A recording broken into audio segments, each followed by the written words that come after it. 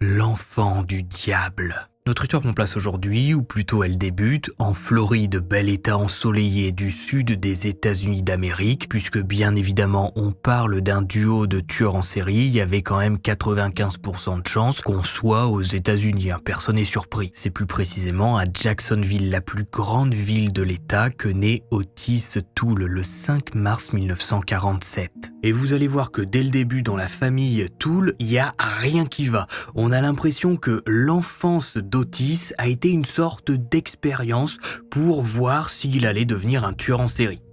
Vous allez comprendre. Tout d'abord, histoire de faire bien classique, Otis, il a un père violent et alcoolique, William Toole, qui est peintre en bâtiment. Sa mère, Sarah, donnera naissance à 9 enfants. Otis est le 8e. Le problème, c'est que la famille a pas un rond. Le père William, il dépense tout dans l'alcool et Sarah, elle galère à faire à manger à ses enfants jusqu'au moment où elle va mettre le père d'Otis à la porte, considérant qu'au vu de la situation, elle se débrouillera bien mieux seule. Ça, c'est pour la version officielle. La version officieuse, c'est que Sarah, elle fout William dehors parce qu'elle a appris qu'il avait vendu le corps d'Otis alors que c'était qu'un gamin à l'un de ses amis.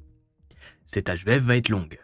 William, complètement ravagé par l'alcool, toujours en manque d'argent pour s'acheter une boisson, va décider, alors qu'Otis n'a que 5 ans, de le vendre à l'un de ses amis pour une après-midi pendant laquelle il sera abusé. C'est la première triste expérience sexuelle d'Otis Toole, expérience dont il ressortira bien évidemment traumatisé, et personne ne cherchera à soigner plus ou moins ses traumatismes, puisqu'à l'époque, pas besoin de préciser que peu importe le vécu, on n'emmène pas son gamin chez le psy, ça fait mauvais genre. Alors, William est foutu dehors par Sarah qui n'accepte pas du tout que son mari touche à son fils. Sarah, c'est une fervente croyante qui est persuadée qu'une justice divine existe et qui va par tous les moyens essayer de guérir Otis, puisqu'elle est persuadée que s'il ne s'est pas enfui de cette pièce alors qu'il était vendu par son père, c'est que malgré tout, il a lui aussi un côté pervers. Et ça, Sarah n'en veut pas chez elle. Alors, elle essaie d'exorciser Otis qu'elle pense envoyé par le diable en personne, lui hurle dessus, lui lance diverses invocations.